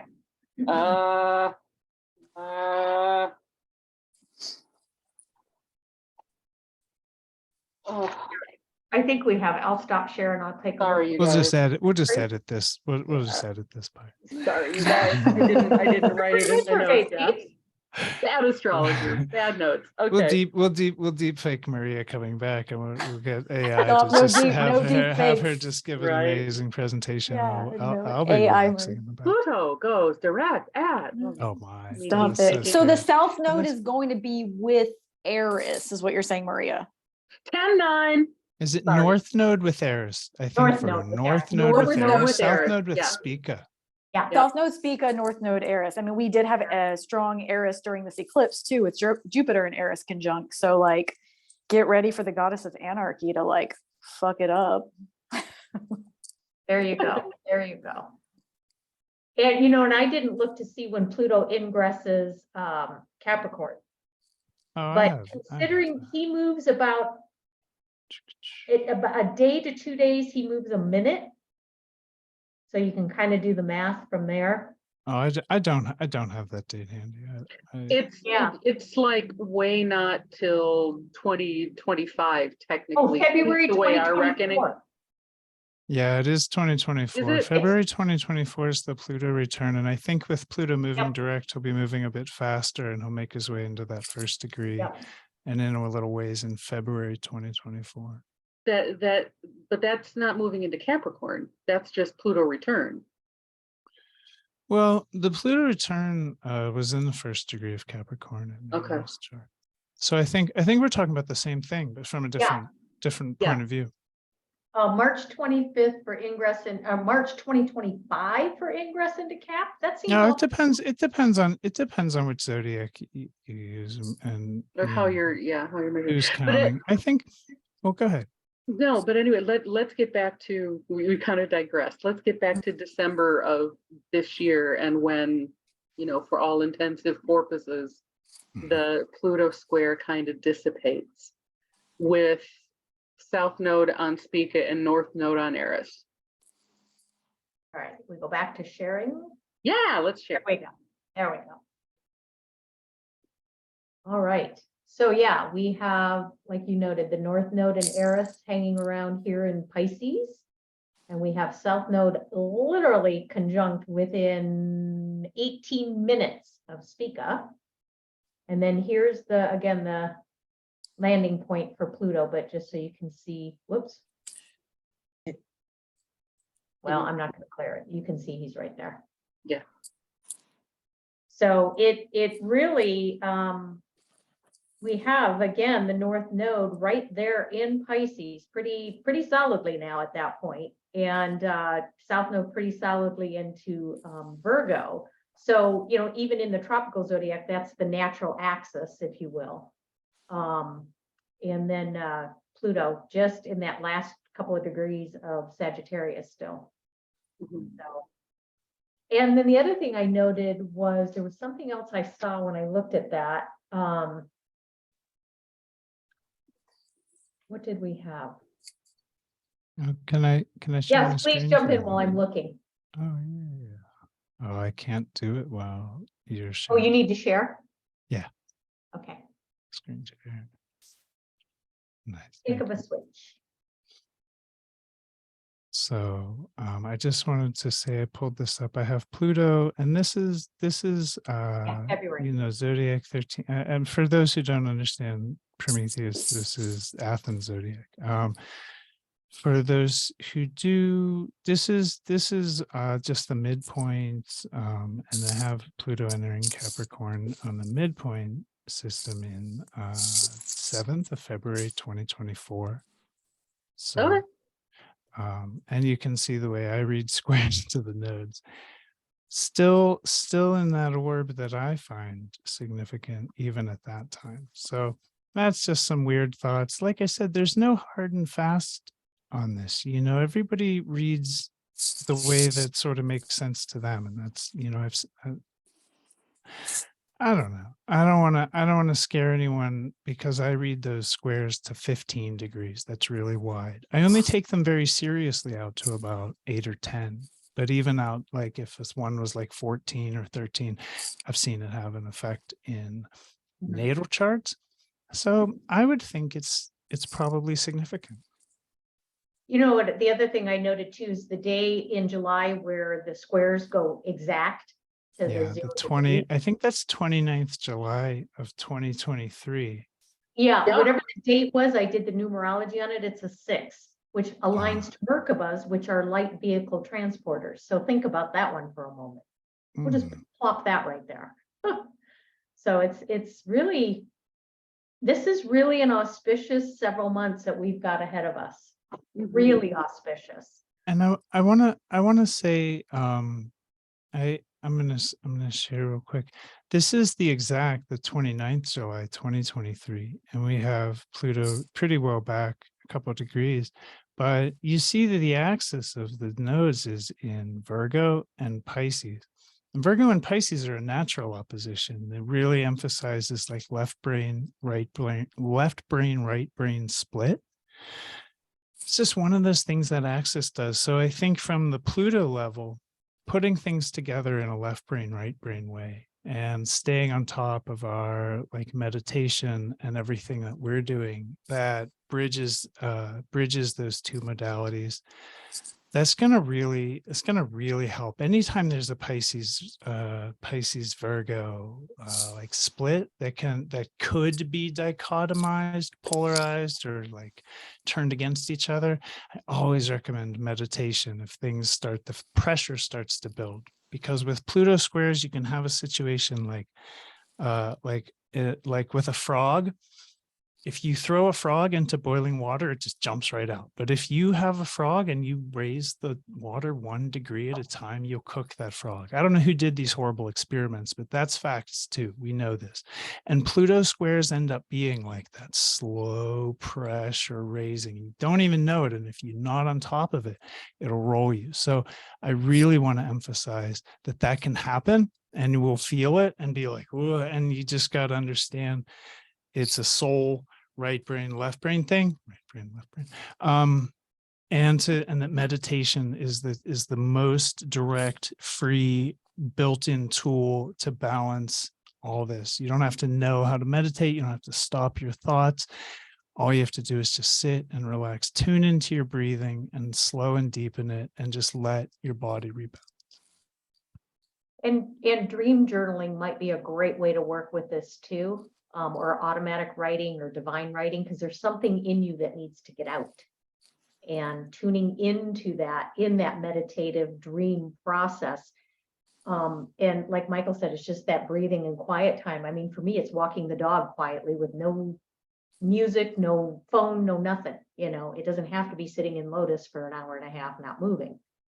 But definitely, even walking balances the right and left hemispheres of the brain, because like your left side controls your right side side controls your left side. When you're walking and moving your body left to right, left to right, left to right, it helps balance those hemispheres of your brain because you want them working together. So it's a really important time, back to the health piece from the very beginning, is know your tools in your tool belt.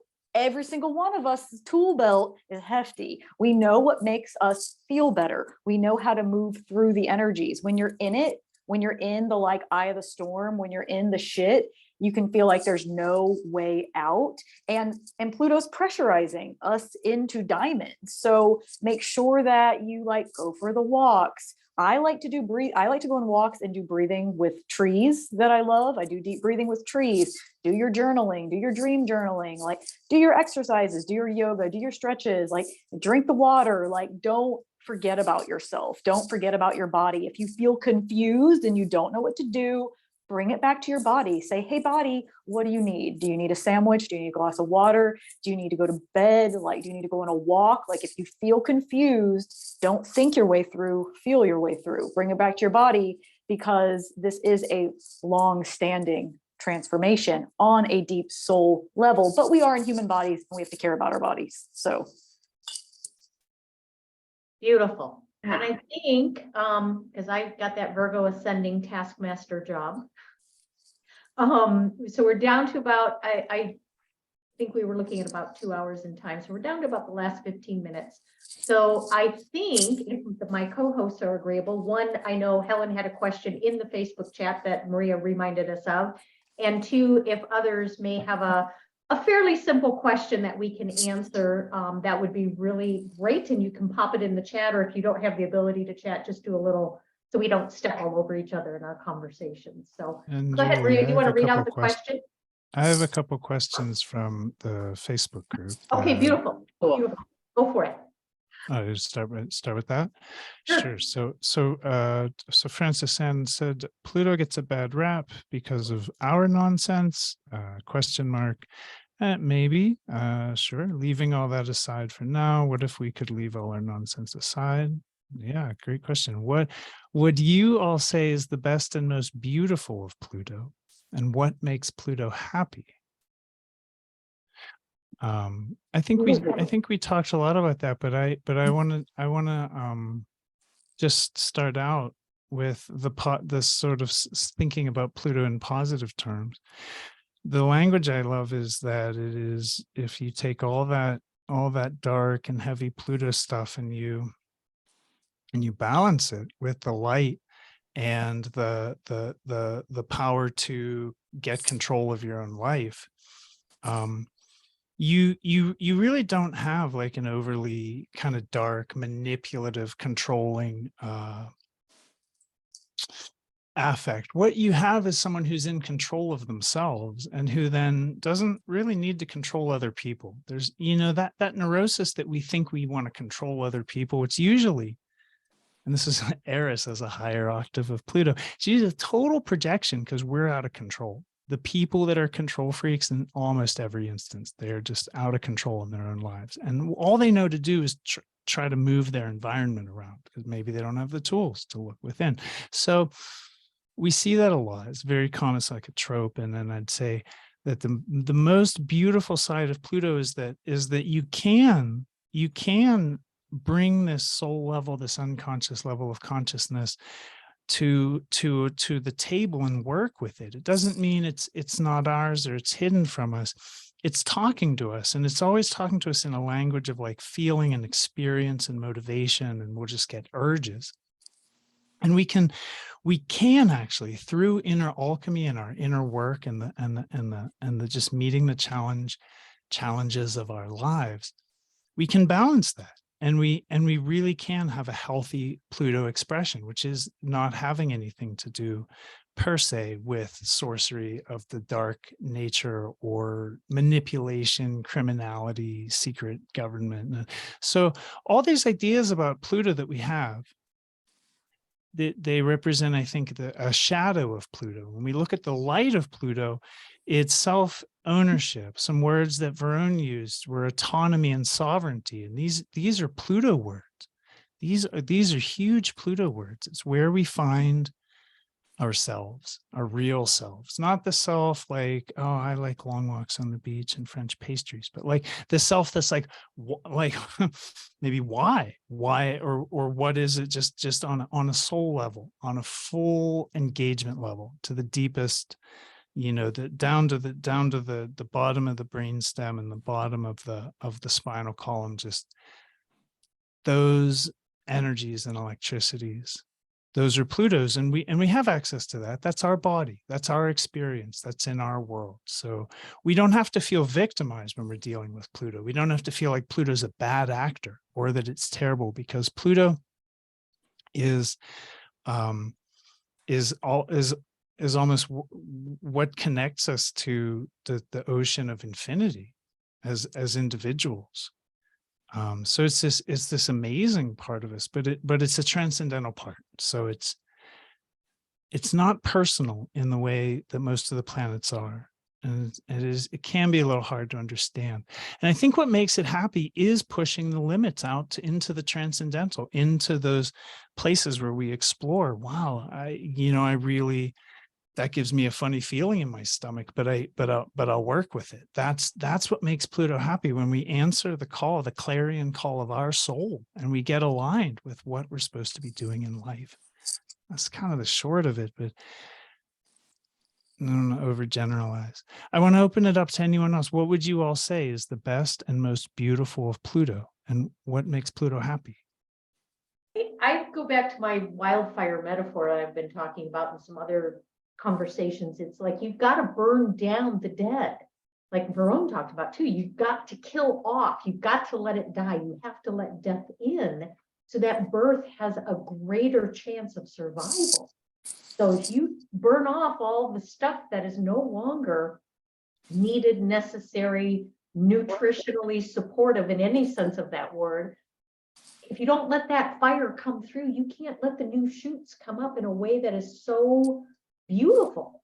So just understanding that destructive process is part of the birth process too. I think if we lean into that and accept it, you don't have to get tortured by the flames. You might get a little burned or singed, but if you go with the air of the fire, move with those flames, you won't get as burned. I mean, we're going to get burned. It's going to hurt, but there are tools we can use to work with it. So, and Varun talked a lot about that. So. Well, definitely, because Pluto really does love that deep compost, because if you don't deeply compost, you're not going to have a nutrient-rich soil for your roots. Your roots are going to be starving for nourishment. And if you're clinging on to the dead thing, your whole system, bring it back even to your body. If your system is septic, you've got all this rot in your body, you're going to get sick. And you're going to maybe die too soon. Even though Pluto is death, doesn't mean that you have to die too soon. So you have to let go of that rot, of that old, so that you can transform. I mean, I don't see light, good, dark, bad. I think all the forces are necessary. We need the moon to, the night to sleep. We need the daytime to wake. And so have that balance of it. When we first eat something, say you go get kale from your garden, you get like a beautiful piece of kale that you grew from your garden. You look at it, oh, it's vibrant kale. You eat it, you shit it out. It doesn't look the same. It's transformed, but it has to in order for you to extract the nutrients from that kale. So we are doing this on an energetic level. We are doing this on a soul level. We're doing this through our bloodlines. We're doing this through lives. We're doing this like through time and space. And so don't hold on to it. If it's important, it's going to come up again. If Pluto's like, hey, guess what? You ain't done with this. You will see it again in a different way. Just like that's, again, back to what Michael said, have your tool, and Julie and Maria, have the tools, like move through it, do your breathing, do your meditation, like don't try to cling on to it because Pluto does not like that.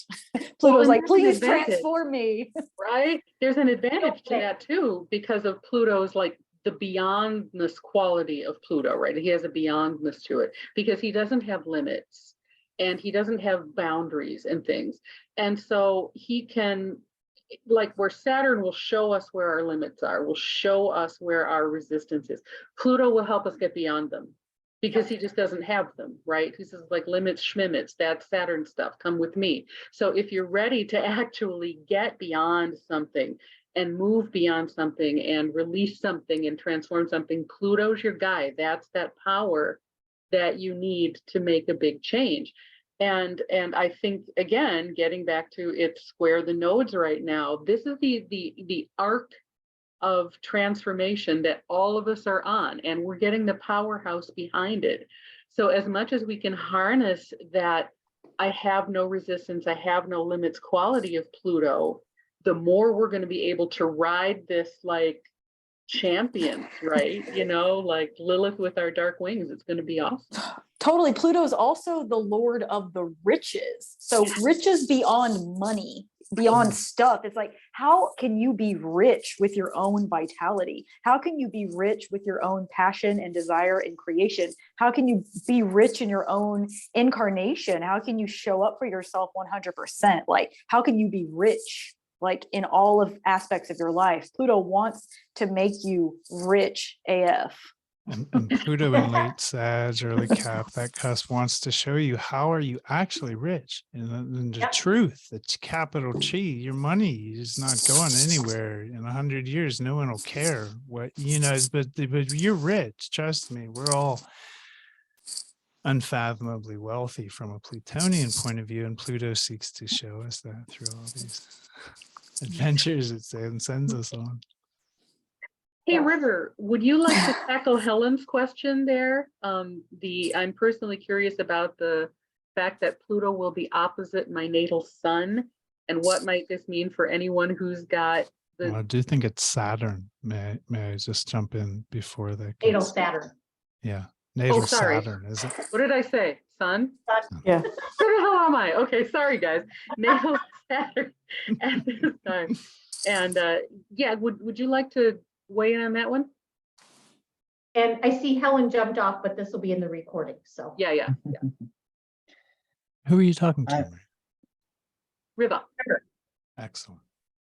I mean, I think a Pluto-Saturn contact could have to do with authority and being in perhaps in opposition, coming up against some form of authority and power, with Pluto perhaps being in, claiming that personal authority in this situation. But I feel like an opposition could create a circumstance, perhaps with another who is holding this Saturn quality. Perhaps it could be about breaking through systems, established systems. I see a Pluto-Saturn interactions as like not being in control in the Saturn Pluto. I'm passing this on to Verone, first house. Talk about Saturn, Pluto. Well, because I have Buck- a Saturn Pluto conjunction in my first house. I will say I don't ever want anyone telling me what to do ever. Not now, not tomorrow, not any day, not in this life, not in my last life, not in my next life. I don't like rules on me. I don't like anybody telling me what's good for me. I know what's best for me. I think that can really sum it up. Like, but also in resistance, like Maria said, too much resistance creates fatigue. When you're in too much resistance to anything, think about if you're trying to like push a boulder forever and that boulder's like 1,000 pounds, you're not fucking moving the boulder. Like what you're doing is you're exhausting yourself. So is what you're fighting, is the battle worth it? You should ask your Marie, or who's this for, Helen? Is the battle worth it? Whatever you're fighting, Helen, she's not on here right now, but she'll watch this. Whatever you're fighting, is the battle worth it? Or do you need to take all of your energy back from whatever you're resisting, whatever you're trying to fight, and put it into you and focus on you? I think that, Saturn, the structure, focus on yourself. Well, in oppositions, I think about the rubber band in dynamic tension. You've got to keep that equal balance between the two, or it's gonna, you can't let either one overrule, or it'll don't become obsessed. Right. And I guess I was thinking about it a bit in reverse, like it was Saturn interacting with her Pluto, but this is Pluto interacting with her Saturn. Right. So in that sense, I also think that there could be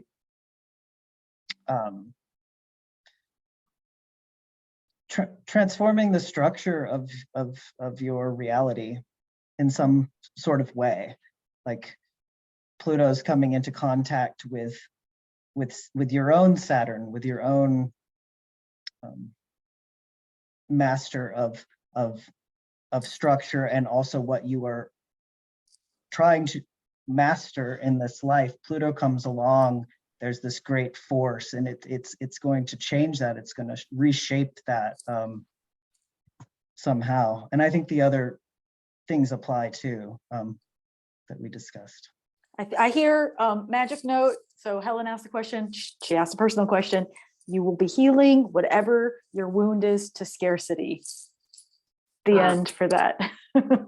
Those Pluto Saturn's a big scarcity thing in opposition. That's beautiful. Yeah. I would say for anyone with late Gemini or early Cancer placements, where this is going to affect what it'll set up is that Pluto will sort of oppose that, and this will create a grand cross with lunar nodal axis.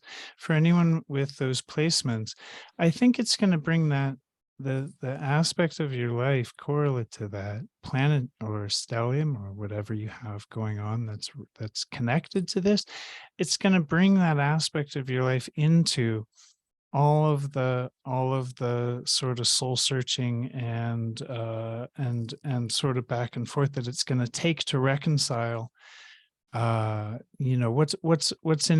definitely going to express this paradox, even if it's powerful things where we all enter into this Piscean North Node kind of new world, new understanding, new maybe the veil is lifted, but people could have really polarizing feelings about that.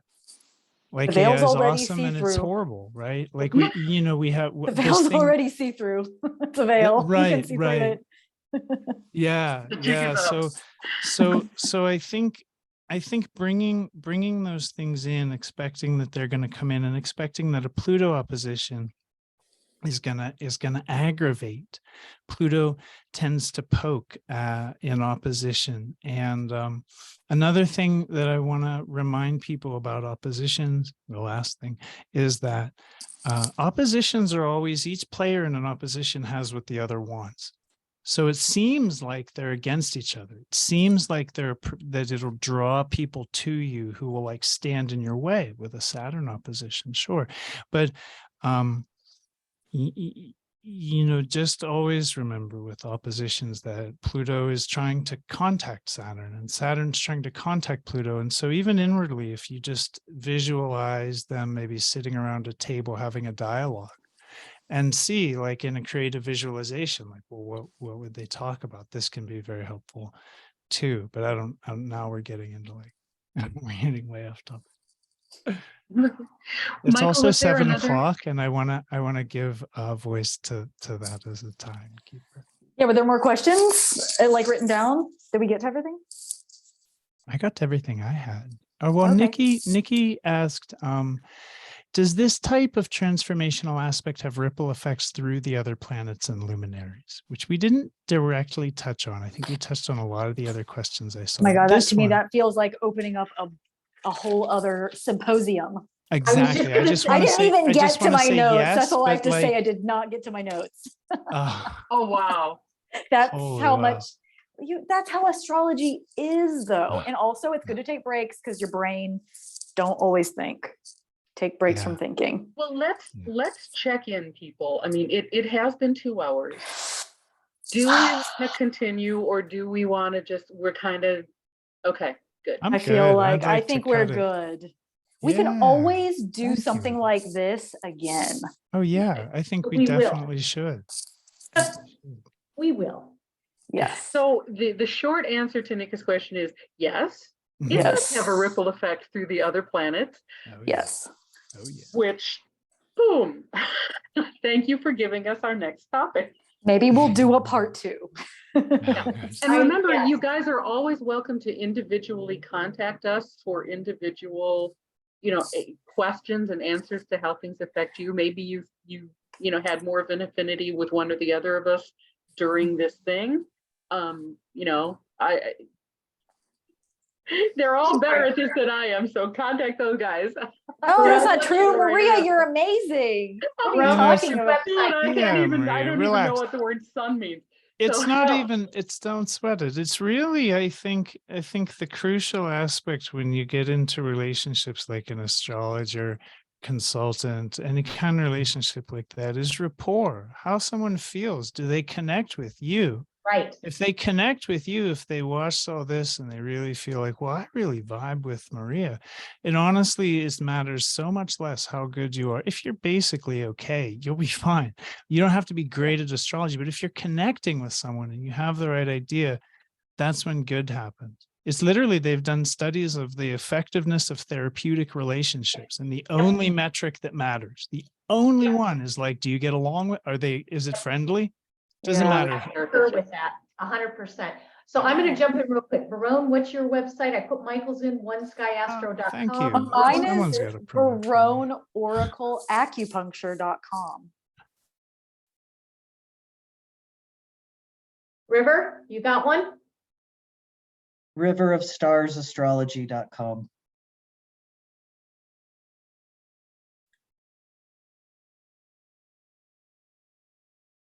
And then I'll put mine.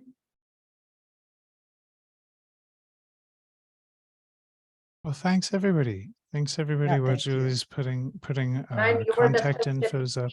.com. And Maria, Oh. darling, I'm sure people can reach you through direct messaging, or do you want me to put an email in if people want to connect with you? I think I just put my email in. Oh, you did. Oh, yeah. Okay. There it is. Yay. Oh. Operations. MariaLynnSchumacher@gmail.com. And I'm reading it out loud in case people don't see the chat. And So- can I shameless plug real fast? Yeah. Yeah, please do. Actually, I have no shame in it at all. Like this is I'm priestess for this whole life. So River and I are doing a collab on what's the date, babe? It's, It's I'm 20. getting the date. When? It's the 20th of May. May 20th, which is a Saturday, right? Yes. Yes. We'll have a link out soon within a couple days. It's going to be on Sedna and the Pleiades. It will be informative. It'll be a lecture. It will be magical. It will be healing. There will be a meditation. It'll be all those things. It's just going to be a one-time event. Okay, the end. Thanks. And we have the Facebook And- pages, Cosmic Reflections, Radical Astrology, and we will put these recordings. I know Michael and I have YouTube channels. I'm happy to put them there and post links. Anybody else? I don't know if we can post it to the Facebook pages. I'll try. No, once it's on YouTube, you can link it to Facebook. Mhm. You don't Yeah, need you don't yeah, need yeah. any, you don't need to embed it in Facebook. Yeah. What were you going to say, River? Were you going to say something? I was just going to say the day we do our class, the sun is exactly conjunct Sedna. So Oh, should be good magic. Yeah. Okay, Moon, We're going into the Sedna magic. Yep, yep. Nice. All right, anybody if you have any quick, easy, simple questions, pop them in the Facebook chat on the event. You know, just a simple, obviously in-depth readings we're not going to do on the Facebook, but thank you all for attending. Thank you to all my co-hosts. Thank you, thank you. I suspect we have a part 2 coming up, and maybe it'll be commensurate with when it goes totally exact in July. Totally. And I'm going to thank all guides, guardians, wise ancestors, ascended masters, angels, and starry beings that love all of us beyond any reason for being here today, helping us and guiding us on our journey. I thank all elements and directions for holding a safe container, starting with center spirit, north earth, west water, south fire, and east air. And the circle is open, and all of our hearts remain connected. And thank you, every one of you, for being here and listening to us talk. Thank you. I love Jackie. Thank you. Thank you. We love Jackie. I love Melody. Love everybody. Bye. Bye. We love everyone. Bye. Yeah, love to all. Love to